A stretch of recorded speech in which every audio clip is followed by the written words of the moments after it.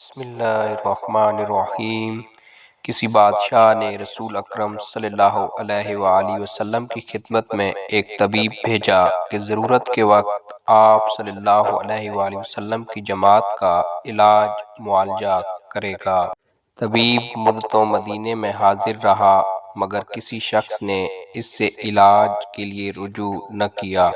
حکیم نے یہ مسلسل بیکاری دیکھ کر آخر ایک دن آپ صلی اللہ علیہ وآلہ وسلم کی خدمت میں عرض کی کہ حضور صلی اللہ علیہ وآلہ وسلم جانتے ہیں کہ خاکسار اتنی مدت سے صرف آپ صلی اللہ علیہ وآلہ وسلم کے جان نثاروں کی خدمت کے لیے حاضر ہے، مگر اس عرصے میں میری طرف کسی نے بھی توجہ نہیں کی۔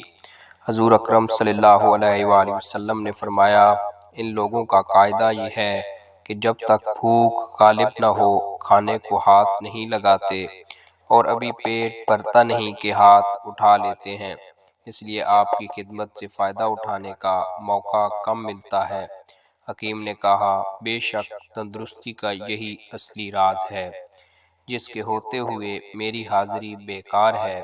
اس کے بعد حکیم نے آداب بجا کر وطن کی راہ لی۔ دوستو، امید ہے آپ کو یہ ویڈیو پسند آئی ہوگی۔ ویڈیو کو لائک کریں اور شیئر کریں، اور مزید ویڈیوز دیکھنے کے لیے میرے چینل کو سبسکرائب کریں۔ اللہ حافظ۔